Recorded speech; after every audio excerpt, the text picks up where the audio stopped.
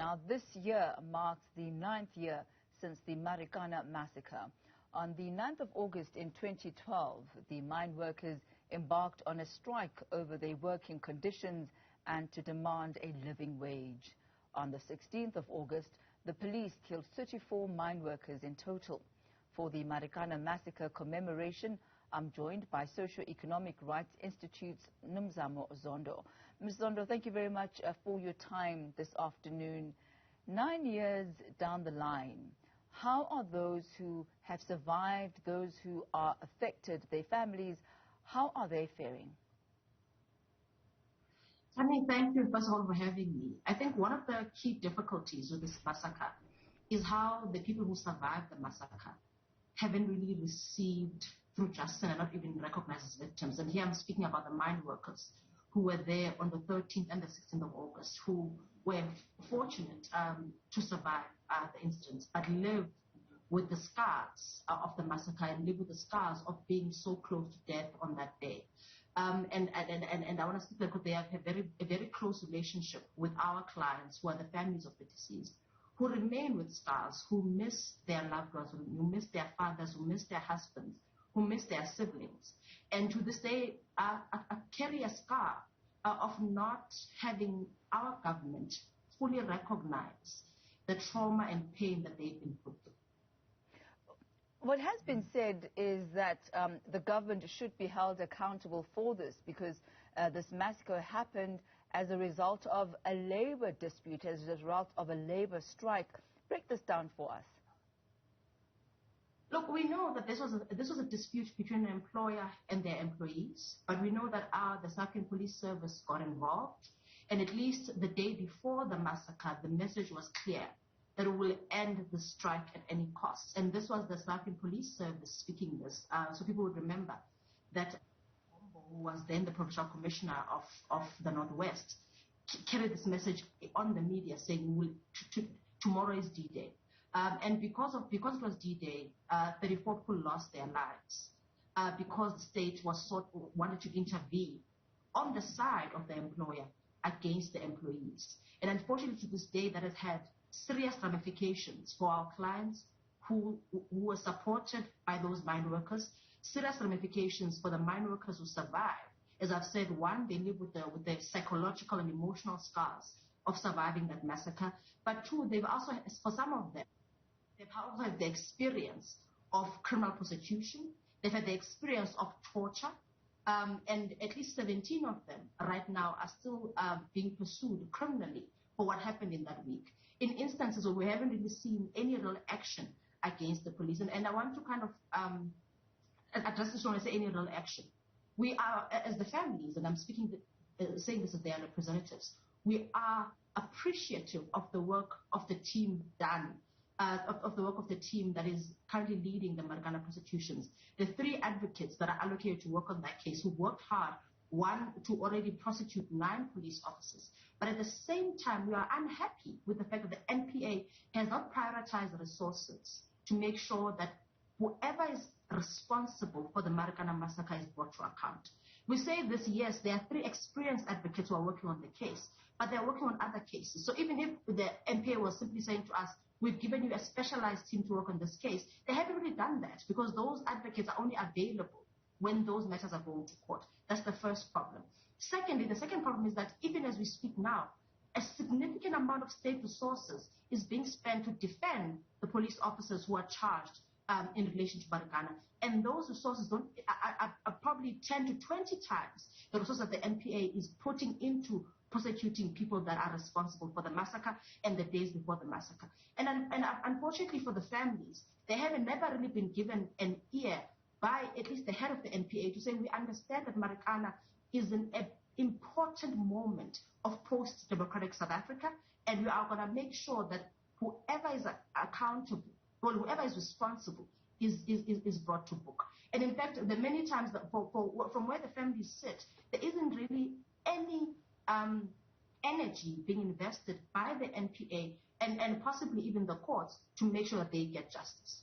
You've mentioned that it's important to know the truth. It's important to know the sequence of events. It's important to know what the intention of the police was on that day. At some point, you were looking for the minutes of the meeting that took place before the massacre in the police meetings. Have you received those? We haven't received those minutes. And I think as there was significant coverage in the media in the last year over the appeal that is being brought, over the case that was brought by National Commissioner Ria Pierga.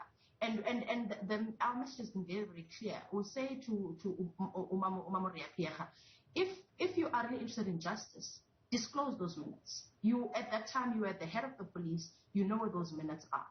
And really, you must understand that those minutes are an important part of the healing journey that the families, that the surviving miners, that the community of Marikana must go through. Because they want to know why were the decisions taken that led to them losing their lives. Why for the mine workers, many of them who were at risk, some of them probably believed that they would not survive, had to go through what they went through.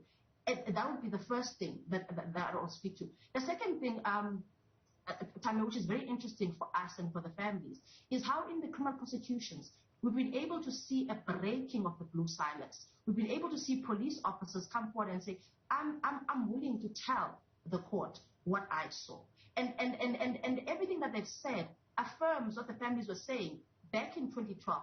What they said in the 2.5 years that they spent in the term they spent in the commission of 2.5 years they spent in the commission of inquiry, which is really that this should not have happened. So today is the 13th of August.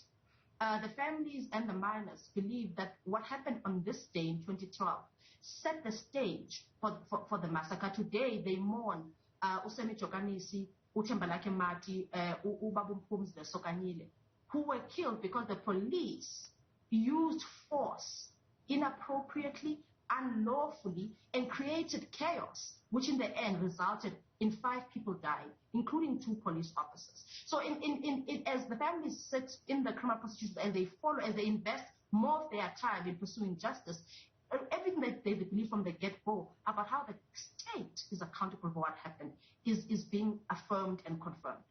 And talking about the state, 100 million rand has been paid to the families of those who died during the Marikana Massacre. But what about those who were injured? What is their status? So, Tammy, first of all, so in the 100 million rand, over 20 million was spent to the workers who were arrested post the massacre. So if you all remember, immediately post the massacre, the NPA charged 279 people for killing the 34 miners that were killed by the police. So that 20 million plus went to those workers. No, not even a single cent, as I understand, has been received by the miners who were injured. And then the balance of the 100 million was received by the families. But I really want to underscore here what that means. People must understand that in the 37 families whose loved ones were killed by the police, there are people who received 100,000 rand from the state as part of this million. And I'm saying there's a family that received as compensation 100,000 rand. And there's on the other end, there is a family that received 3 million. And that's because in terms of the calculation of damages, the amount that they've been paid, the families, the amount that their loved ones would have earned had they survived. And that is different between, so you have mine workers who at the time were old, were knocking on the door of retirement. About that day, they were just a few years away from retiring and going to live a peaceful life in Sitlahule with their children, but had their lives wrenched away from them. And those families got almost nothing. And then on the end, you also had young men, some of them, Osiabo had been married 2 weeks before the massacre, and he was preparing to start his life with his bride. And again, his life was taken away from him. What's important is that the money the state has paid is not money that is really meant to compensate or to kind of heal the families for the wound that they've instilled in them. But it's actually money the miners would have earned in their lifetime. In fact, it's not even that money, because some of it has died with them. So what is the way forward then, Ms. Zondo, regarding compensation for the families? Is that a done deal? Is that still a fight that you are pursuing? It is definitely. It's a fight that we are pursuing between us and the state. And in fact, it's gotten to a point where I think we've accepted that we cannot, because we can no longer negotiate with them. Because they haven't really come to us with an understanding of the pain that they've inflicted. They've simply come to say, we can give you this amount, we can sign this amount, we can agree this amount. But none of that comes with an acknowledgement of the chaos, of the trauma that the massacre has brought into. Let me ask you, Ms. Zondo, is the payment in and of itself not an acknowledgement of that guilt? What does the payment symbolize, and why then is it being paid out? Look, I think there is into ethi babhatala ngoba bayasazisono sabo. But the reality is, what they've given back is what the miners would have worked for if they'd not been killed. That's number one. An acknowledgement would say, we've made this mistake. We never want to make it again. That's a very, very important point. We never want to make it again. But we want to make sure that your lives are comfortable. And we want to make sure that we have made amends with you. And they haven't done that. And as I've explained, the family that's received 140,000 rand doesn't feel like someone acknowledged the pain and hurt that's caused to them. In fact, they are impoverished by the loss of their father, the loss of their grandfather, which should not have happened. So what is the living condition like for the families? Is there any support that they've received post the massacre? Look, and this is the thing, from immediately after the massacre, there are many people who gave support to the families voluntarily. There are people, for instance, who try to provide them with psychosocial support, like Kulumani, the Kulumani support group. There are people who have come around, like the Marikana support campaign, to say we stand in solidarity with you and will fight for justice until the bitter end.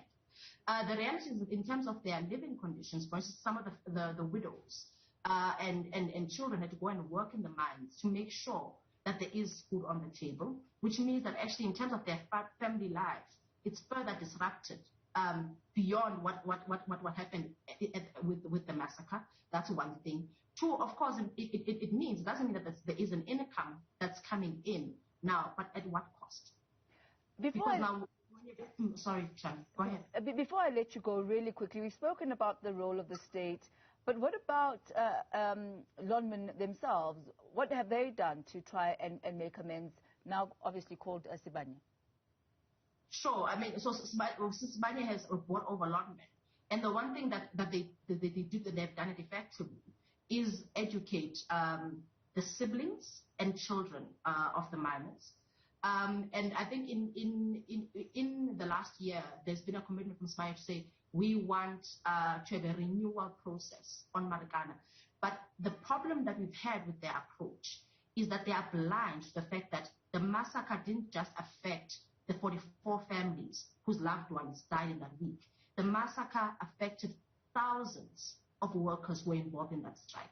And if they want to have a process of healing, that process of healing includes people who are mostly right now still part of their workforce. And that process of healing includes the injured and arrested miners. And that point is really, really important, that people sort of forget, people remember the families of the deceased Marikana miners. But people need to remember the miners who have scars and even to this day are being prosecuted and persecuted because of what happened in 2012.